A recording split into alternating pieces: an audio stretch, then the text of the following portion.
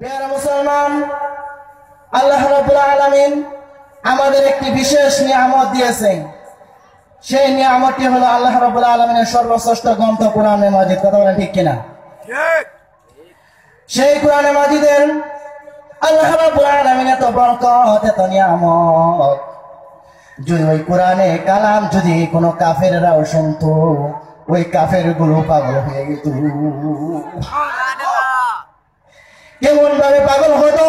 ছোট মোটো কোন আল্লাহ নবীর দুশ্মন নয়, কোরআনের কোন ছোট দুশ্মন নয়, ইসলামের কোন ছোট দুশ্মন নয়, সমস্ত দুশ্মনের যিনি লিডার ছিলেন আবু জেহেলের মতন কাফের, এই কোরআন শুনে তিনিও পাগল হয়ে গেতেন। ও প্রিয় মুসলমান, ওই কাফের পাগল হয়ে গেত, দিওয়ানা হয়ে গেত। কিন্তু আজকে আমরা কলিমাওয়ালা মুসলমান, নবীর উম্মত হওয়ার পরেও তারপরেও আমরা কোরআনের জন্য পাগল হতে পারলাম না।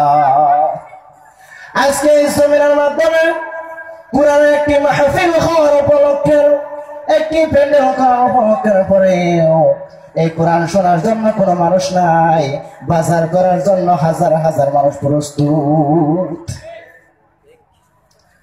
প্রিয় মুসলমান, এই কোরআন যে কত মধুর বাণী, এমন বাণী আল্লাহ রাব্বুল আলামিন দুনিয়ার মাধ্যমে 104খানা কিতাব নাযিল করেছেন। তার মাধ্যমে কোরআনের চাইতে কোনো মধুর বাণী আল্লাহ তাআলা সৃষ্টি করেননি।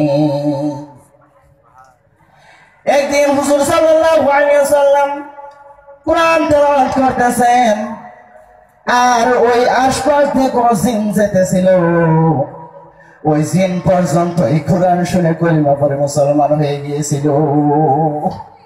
ওই জিনেরা সাক্ষী দিল, আল্লাহর কসম করে বলি, আমরা বহু বছর ধরে এই দুনিয়াতে ছিলাম, আমি তাওরাত শুনেছি, জবর শুনেছি, ইনজিল শুনেছি, কিন্তু কোরআনের মতো এত মধুর বাণী আমি জিন কখনোই শুনতাম না। ও প্রিয় মুসলমান, শুধু তাই নয়, আল্লাহর নবী দুজাহানের বাদশাহ যখন তিনার ঘরের মধ্যে যখন কোরআন তেলাওয়াত করত, এই কোরআন তেলাওয়াত শোনার জন্য আবু জেহেলের মতন কাফের, উতবার মতন কাফের, সাইবার মতন কাফের আল্লাহর নবীর ঘরের চারপাশে দাঁড়িয়ে যেত আল্লাহর নবীর কোরআন তেলাওয়াত শোনার জন্য। আল্লাহ নবী যতক্ষণ পর্যন্ত কোরআন তেলাওয়াত করত, তারা দাঁড়িয়ে দাঁড়িয়ে কোরআন তেলাওয়াত শুনতো। এই দাঁড়ানোর চাইতে বসার একটু সময় তারা পেত না, এত মনে ঝুঁকি তারা কোরআন শুনতো। প্রিয় মুসলমান, যখন সারা রাত যখন কোরআন তেলাওয়াত শুনতো, শোনার পরে যখন পুরো হয়ে যেত, বাড়ির দিকে যখন রওনা হয়ে গেল, আবু জেহেল আবু সুফিয়ানের সঙ্গে ধাক্কা খেয়ে গেল।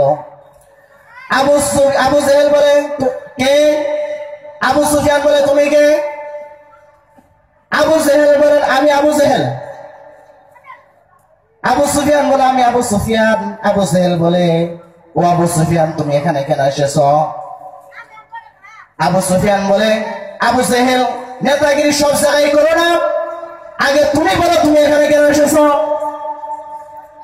আবু জেহেল বলে, আমি বুঝেছি তোমাদের কোরআন তেলাওয়াতের পাগল মতে ধরেছে। আবু জেহেল বলে, ও আবু সুফিয়ান, আমার হাতে হাত রেখে তওবা করো, আর কাল থেকে কখনোই কোরআন তেলাওয়াত শুনতে আসবা না। সুবহানাল্লাহ বলবেন না? একজন কাফের বেদিন হওয়ার পরে কোরআন শোনার জন্য এত পাগল, আর আজকে মুসলমান হওয়ার পরেও দুঃখ হয়, কোরআন শোনার জন্য কোনো মানুষ পাওয়া যায় না। দুঃখ হয় না? ওই জামানার যিনি সবচেয়ে কাফেরদের লিডার ছিলেন, ওই লিডারও পর্যন্ত আল্লাহ নবীর কোরআনের পাগল ছিল। কথা বলে ঠিক কিনা? ঠিক না? কিন্তু আজকে মুসলমান হলো আমরা পাগল না। প্রিয় মুসলমান, তারপরে দিন রাত্রে যখন হয়ে গেল, আবু জেহেল মনে মনে ভাবে, আবু সুফিয়ান, উতবা, সাইবা তারা আমার হাতে হাতে রেখে কসম কেটেছে তারা আমার ভয় আসবে না। আজকে আমি আবু জাহেল মজা করে মুহাম্মদের কালাম শুনবো। সুবহানাল্লাহ। আবু সুফিয়ান ভাবলো আবু জাহেলের হাতে হাত রেখে তওবা করিয়েছে, গতিকে আবু জাহেল আসবে না, আর উতবা, সাইবা, আবু জাহেলের ভয় আসবে না। আমি আবু সুফিয়ান একা একা করে মুহাম্মদের কালাম শুনবো। উতবা তাই ভাবলো। এবার পরের দিনের মতো যারা ঘরের পাশে তারা কোরআন শোনার জন্য হাজির হয়ে গেল। এইভাবে তারা কোরআন শুনতে আরম্ভ করলো। প্রিয় মুসলমান, তারা এত বড় কাফের হওয়ার পরে কোরআনে এত পাগল ছিল। আমরা মুসলমান কেন তো পাগল নয়? কারণ আমাদের দিনটা মরে গিয়েছে। কথা বলে ঠিক কিনা? দিনটা মরে গিয়েছে। কারণ আল্লাহর নবীর জামার বহু বছর আগে লোকমান নামে একজন জ্ঞানী ব্যক্তি দুনিয়াতে এসেছিল। আর এসে তিনি যে জ্ঞানী প্রথম কেউ জানতো না, জ্ঞানী কেউ প্রথম জানতো না। একজন, দুইজন, তিনজনের সম্মুখে কথা বলতে বলতে তার জ্ঞানের পসরে তো সরে গেল। হঠাৎ করে একদিন তার একজন মনিবের কাছে এসে বলল, তুমি জানো নাকি তোমার দাস, তোমার গোলাম লোকমান বড় জ্ঞানী হয়ে গিয়েছে, তুমি জানো নাকি? তার মনিব বলল, তা তো আমি জানি না। যখন লোকমান হাকিম যখন বাড়িতে আসলো, লোকমানের মনিব বলল, তুমি নাকি বড় জ্ঞানী হয়ে গিয়েছো। লোকমান বলল, আমার জ্ঞানের দূর কতটুকু তা তো আমি জানি না। তখন তার মনিব বলল, তোমার আজকে জ্ঞানের পরীক্ষা দিতে হবে। তখন এই জ্ঞানের পরীক্ষা দেওয়ার জন্য তার সম্মুখে দুটি বকরি হাজির করা হলো, আর বলা হলো একটাকে জবাই করো। জবাই করা হলো। আর লোকমানের মনিব বলল, এইখানে তোমার এই বকরিদের মধ্যে সবচেয়ে ভালো কোনটি বস্তু রয়েছে সেটা তুমি আমার সম্মুখে হাজির করে দাও। তখন লোকমান হাকিম তার জ্ঞান, তার বিভাগ, তার হিকমতের দ্বারা ওই বকরির মাধ্যম থেকে কলিজাটা তার মনিবের সম্মুখে রেখে দিল। তারপর বললো, দ্বিতীয় বকরিটাকে জবাই করো। দ্বিতীয় বকরি জবাই করা হলো। আবার তার মনিব বলল, এখন তুমি এক বকরি থেকে সবচেয়ে নিকৃষ্ট, সবচেয়ে খারাপ যে বস্তুটি রয়েছে সেই বস্তুটি তুমি আমার সম্মুখে পেশ করো। লোকমান হাকিম তার জ্ঞানের পসর দেখানোর জন্য, তার জ্ঞানের গভীরতা দেখানোর জন্য আবার ওই বকরি থেকে আবার ওই দিলটা তার মনিবের সামনে পেশ করে দিল। তখন তার মনিব বলল, লোকমান তুমি কি জ্ঞানের পরীক্ষা দিলা? লোকমান বলল, আমার জ্ঞানের সেটা বলেছে, আমার হিকমতের সেটা জানে, আমি সেটাই পরীক্ষা দিয়েছি। কারণ কোন ব্যক্তির যদি দিলটা ভালো হয়ে যায়, কোন ব্যক্তির যদি মনটা ভালো হয়ে যায়, ওই ভালো দিলওয়ালা মানুষটা কালকে আমাদের দিন জান্নাতি হয়ে যাবে।